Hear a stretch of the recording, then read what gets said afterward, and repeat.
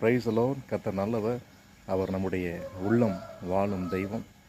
உலகங்களில் அநேக தெய்வங்கள் இருந்தாலும், கர்த்தாக்கள் இருந்தாலும், தேவர்களில் உமக்கு ஒப்பானவர் யார்? அவருக்கு நிகரானவர் ஒருவருமே இல்லை. வானத்திலும் பூமியிலும் சகல அதிகாரம் உள்ள தெய்வம் நம்முடைய இரட்சகராகிய இயேசு கிறிஸ்து மாத்திரமே.